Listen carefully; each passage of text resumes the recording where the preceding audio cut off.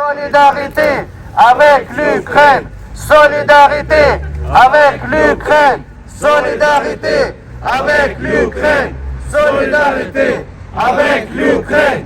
Solidarité avec l'Ukraine. Solidarité avec l'Ukraine. Solidarité avec l'Ukraine.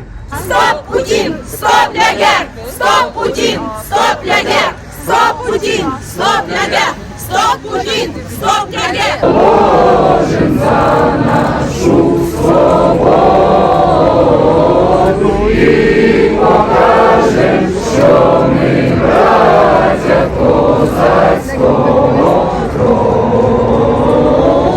Душу й тіло ми положим за нашу свободу і покажем, що ми браття козацького роду. Слава Україні! Слава Україні! Слава Україні! D'après 2014, tout était assez congelé, donc ce conflit, donc on n'y attendait pas que notre pays voisin pourrait nous bombarder comme l'Allemagne à 4 heures du matin, il y a beaucoup d'ans, donc ça c'est vraiment... Et donc ils sont dans quelle ville vos parents? Donc en fait ils habitent pas loin de Crimée, donc ils sont vraiment dans le territoire du danger, donc c'est vraiment à côté du Kherson. Mais maintenant, comme ils étaient à Kiev, quand ils ont entendu les bombardements, ils sont partis vers Pologne. Et du coup, ils vont rester là, donc à la frontière de Pologne. Oui, juste pour... nous espérons que c'est juste acte de M. Poutine pour attirer l'attention. Donc une fois qu'il fait ces menaces, donc j'espère qu'il va avoir les réunions, donc peut-être il veut quelque chose, moi je ne sais pas, honnêtement. Mais vous êtes là ce matin devant l'ambassade de Russie, c'est quoi le message que vous voulez passer? Oui, en fait, je pense que honnêtement, je ne pense pas que ça aidera. Bien sûr que M. Poutine va dire « Ah, ok, ils font le proteste, moi j'arrête ». Non, c'est juste que pour les médias, partout dans le monde, ils réalisent ce qui se passe, qu'il peut-être il n'arrêtera pas en Ukraine sur Ukraine, peut-être il est fou, donc on ne sait pas, on ne peut prévoir. Donc il a des nucléaires bombes atomiques, donc on ne sait pas. Il faut faire quelque chose avec ça.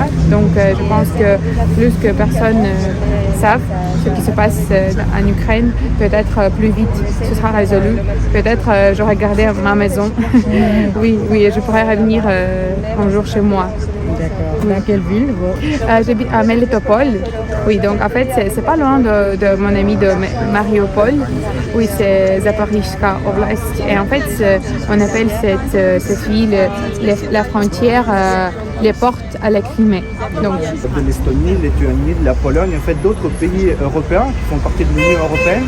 Et il dit que ces pays-là font partie de la Grande Russie. Donc en fait, si on ne l'arrête pas là tout de suite dans les heures qui suivent, il ira encore plus loin. Il faut arrêter bien évidemment lui et toutes les personnes qui sont autour de lui, tous les oligarques qui sont avec lui en fait et qui le soutiennent aujourd'hui. Justement, tout à l'heure, vous disiez qu'il y avait également parmi ces manifestants des personnes d'origine géorgienne, biélorusse ou lituanienne. Vous pouvez nous expliquer, il y a une crainte qui n'est pas seulement ukrainienne, c'est ça? C'est effectivement ça. Alors bien évidemment, donc, quand on parle par exemple de la Géorgie, de la Biélorussie, je sais qu'il y a des Syriens aussi qui devraient être sur place. Donc bref, quand on est en train de parler de tous ces pays-là, c'est tous les pays qui ont connu en fait la Russie en fait de Vladimir Poutine. Donc en fait, ils ont su faire. Aujourd'hui, ils viennent manifester avec nous donc pour apporter leur soutien. Mais c'est des pays en fait qui peuvent témoigner en fait de la guerre en fait qu'ils ont déjà vécu en fait avec la Russie de Vladimir Poutine. Donc ce soir, vous organisez une grande manifestation à Paris, place de la République. Vous nous aviez dit tout à l'heure qu'il y avait parmi les figures politiques présentes, il y avait des figures politiques françaises. elles se sont manifestées, engagées, elles vont venir ce soir. Alors déjà, il y aura 2 personnes qui vont venir ici sur place, mais tant que je n'ai pas en fait un écrit, vous allez voir, ils vont arrêter dans quelques minutes. Donc, effectivement, il y a des personnalités politiques, des candidats à la présidentielle qui seront là sur place d'ici quelques minutes. C'est important pour vous qu'elles soient présentes, qu'elles aient manifesté leur soutien? Ce qui est important aujourd'hui, c'est de ne pas réfléchir donc à la gauche, à la droite. Je comprends qu'il y a le contexte politique en fait et présidentiel en fait qui existe. Donc aujourd'hui, ce qui est important, c'est de montrer une vraie unité en fait de la France, de l'Europe, face en fait donc aux choses absurdes en fait qui se passent dans la tête de Vladimir Poutine.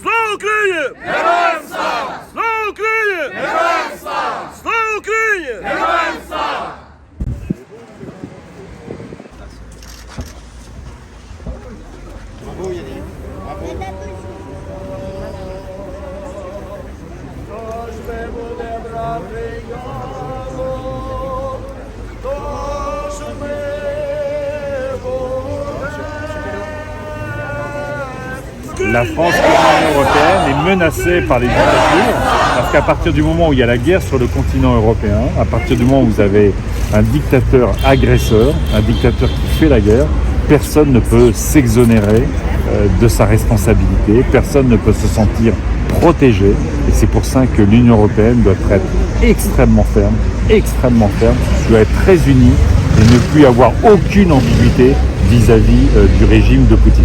Quel rôle doit jouer la France aujourd'hui? La France doit être un acteur européen aujourd'hui.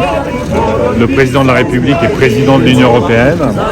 C'est des démarches collectives maintenant qu'il faut engager. Et surtout, il faut que l'Union européenne engage des sanctions extrêmement lourdes, exceptionnelles, vis-à-vis de Vladimir Poutine, de son oligarchie. Il faut saisir l'ensemble des biens de cette oligarchie dans l'Union européenne. Il faut exclure les banques russes du système SWIFT, d'échanges internationaux. Et puis, il faut que l'Europe s'organise et apporte les soutiens matériels, y compris militaires, pour que les Ukrainiennes et les Ukrainiens puissent se défendre.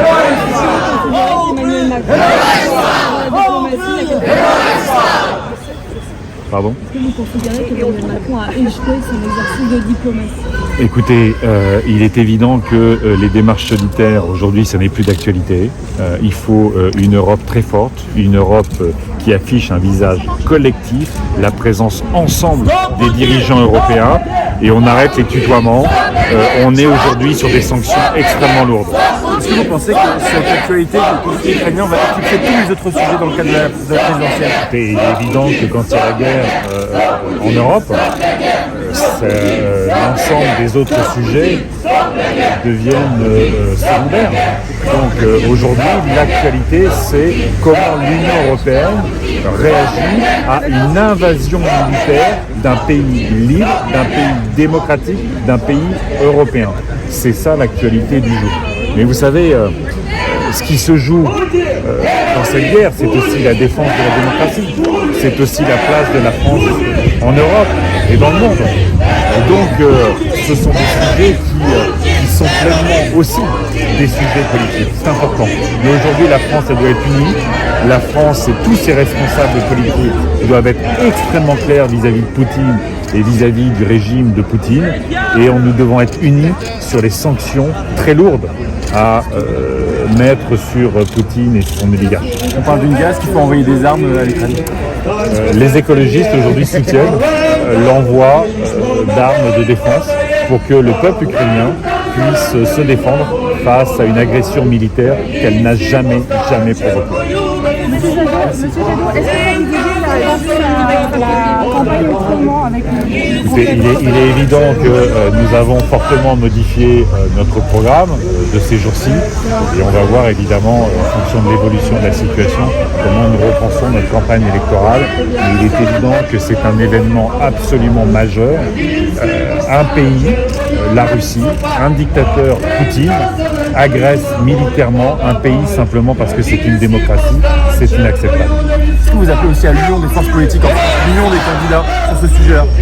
J'espère que tout le monde maintenant est clair vis-à-vis de Poutine. Ça n'a pas toujours été le cas, ça ne vous a pas échappé. Poutine, non, mais je ne dis pas ça. Je veux que maintenant tous les dirigeants politiques fassent le deuil de leur complaisance, de leur naïveté, et que tout le monde soit très clair sur l'agression militaire de la Russie vis-à-vis d'un peuple libre, vis-à-vis d'un peuple qui ne réclame que sa démocratie. En venant ici, vous affichez votre soutien au peuple ukrainien? Écoutez, absolument. On a été déjà là il y a 2 jours pour dire à quel point l'agression de Poutine, c'est une guerre aujourd'hui en Europe. C'est une guerre à laquelle nous devons répondre avec la plus grande unité, la plus grande fermeté au niveau français évidemment, mais au niveau européen. Nous appelons à des sanctions exceptionnelles contre Poutine et son oligarchie. Il faut saisir l'ensemble des biens qu'ont ces oligarques dans l'Union européenne, coopérer avec la Grande-Bretagne pour qu'elle fasse de même. Il faut sortir les banques russes du système SWIFT. Il faut exclure la Russie de la communauté internationale et nous appelons à ce que l'Europe s'organise pour y compris fournir les moyens militaires à l'Ukraine pour se défendre. On a passé le stade de la discussion à ces 5 jours. Il faut toujours laisser une porte ouverte à la discussion évidemment, mais vous voyez bien que toutes les occasions qui ont eu lieu, toutes les initiatives qui ont eu lieu, y compris parfois des initiatives un peu solitaires, doivent aujourd'hui laisser la place à un rapport de force qui imposera à Vladimir Poutine de cesser la guerre qu'il a déclarée sur le sol européen. Là, il y a une guerre en Europe. Il y a incontestablement une guerre en Europe. C'est la guerre menée par Vladimir Poutine. Il en a l'absolue responsabilité, mais c'est pas nouveau. Vous savez, Vladimir Poutine, à ceux qui veulent la liberté, il leur a promis la mort. À ceux qui veulent la démocratie, il leur a promis la guerre. Il n'y a rien de nouveau, malheureusement, avec Vladimir Poutine. Si certains ont pu s'illusionner, être dans la naïveté ou la complaisance, c'est fini. Tout le monde doit afficher une clarté très forte, une unité très forte en France et en Europe et imposer les sanctions exceptionnelles très lourdes qui contraindront Vladimir Poutine à l'arrêt des combats qu'il mène aujourd'hui en Ukraine. Est-ce que c'est pas un peu compliqué quand on est autant dépendant du gaz russe? Il y a un enjeu structurel. Vous savez qu'on se bat depuis des années pour sortir de cette dépendance, et y compris en économisant l'énergie qu'on consomme dans les appartements. C'est bon pour le pouvoir d'achat, c'est bon pour le climat, c'est bon dans nos relations internationales. Mais aujourd'hui, il n'y a qu'un sujet.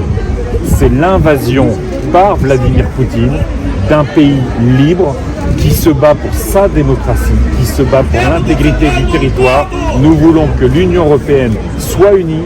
Nous voulons que les responsables politiques en France soient unis, très clairs vis-à-vis de Poutine et de son régime dictatorial, et que, encore une fois, nous imposions un rapport de force à Vladimir Poutine qui lui fasse arrêter l'invasion militaire qu'il est en train de mener en Ukraine contre un peuple libre. La guerre que mène Poutine, c'est une guerre contre la démocratie. Ce n'est pas la première fois dans son histoire qu'à chaque fois qu'un peuple qui défend la démocratie, il lui promet la guerre, qu'à chaque fois que des femmes et des hommes se battent pour la liberté, il leur inflige la mort. Justement, ici, nous sommes dans un rassemblement du peuple, l'union du peuple ukrainien. Qu'est-ce que vous dites au peuple ukrainien?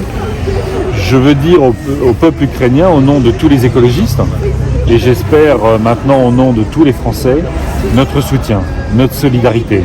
Vous vous battez depuis tant d'années pour la démocratie, vous vous battez pour la liberté, vous vous battez parce que vous vous sentez évidemment un peuple européen et que l'Union européenne doit être à vos côtés. En tout cas, nous, c'est ce que nous portons, que l'Union européenne soit incroyablement unie, incroyablement, exceptionnellement ferme, qu'elle impose des sanctions qui saisisse tous les biens des oligarques russes en Europe, qu'elle sorte la Russie de la communauté internationale et que nous organisions, y compris le soutien militaire à l'Ukraine pour que l'Ukraine et le peuple ukrainien puissent se défendre. Et la France, que doit-elle faire?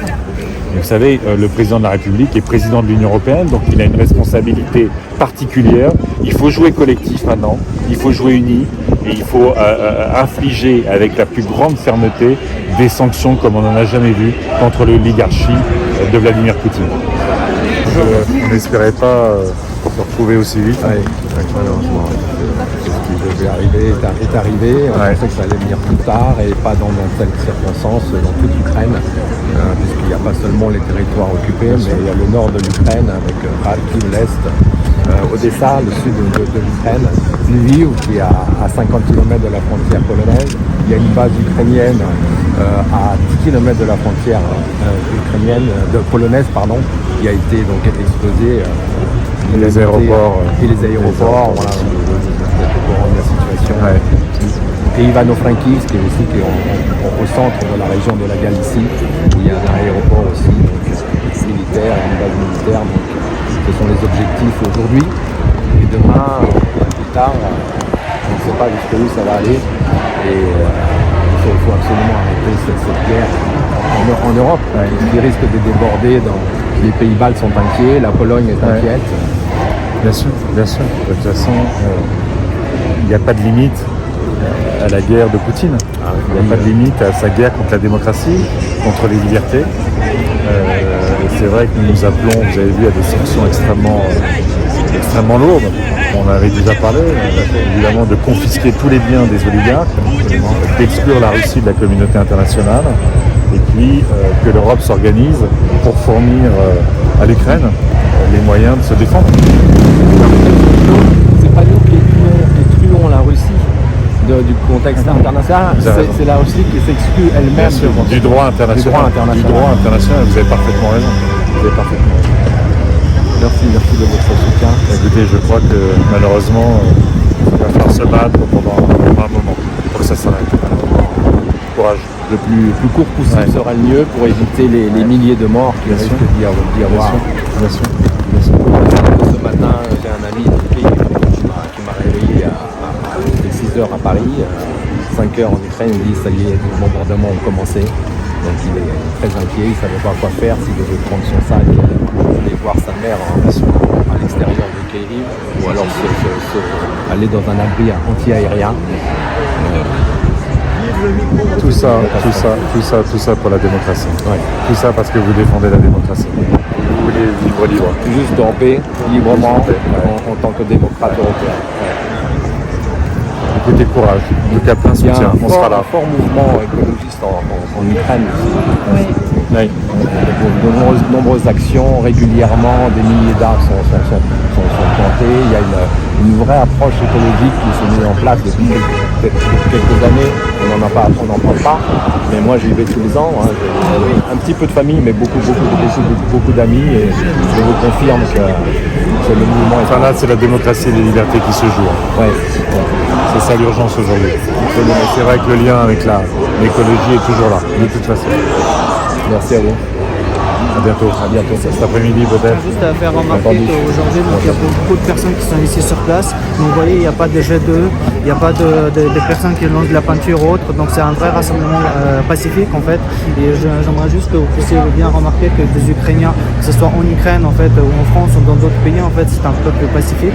Et tout ce qu'on veut, c'est la paix. D'autres manifestations sont organisées en France, entre autres à Poitiers également, par des élus, français, à Lyon également. Donc toute la France se mobilise. Ce qu'il faut faire aujourd'hui, c'est pour nous tous. Merci. Merci. Monsieur Jadot, excusez-moi.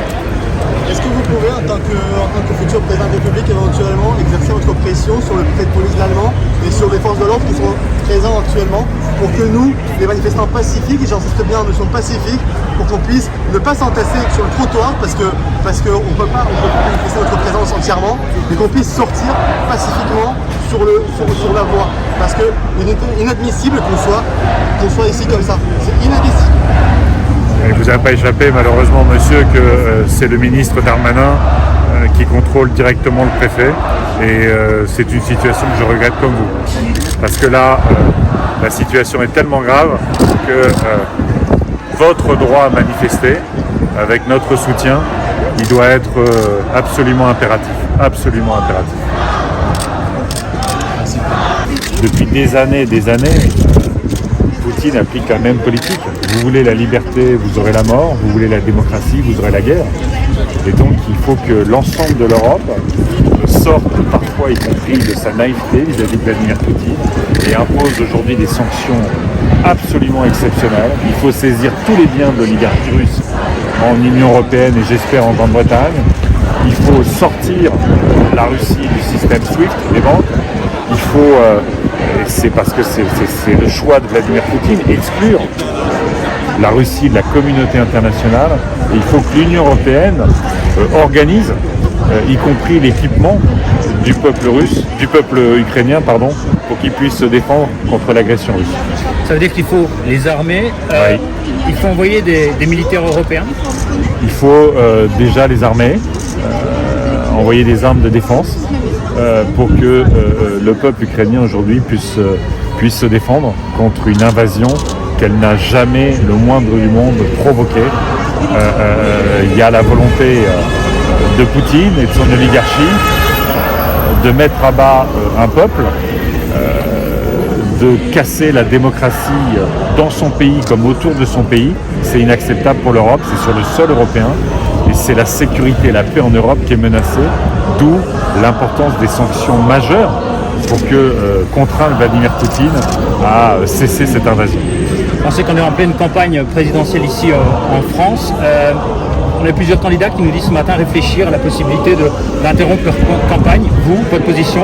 Et on a déjà évidemment modifié notre programme pour les prochains jours. On va voir un peu comment évolue la situation. Évidemment, ce qui se passe est absolument dramatique. Ce qui se passe nécessite l'unité en Europe, l'unité des responsables politiques français et certainement beaucoup plus de clarté de certains d'entre eux vis-à-vis de Vladimir Poutine et vis-à-vis de l'invasion militaire qu'il est en train de perpétrer en Ukraine.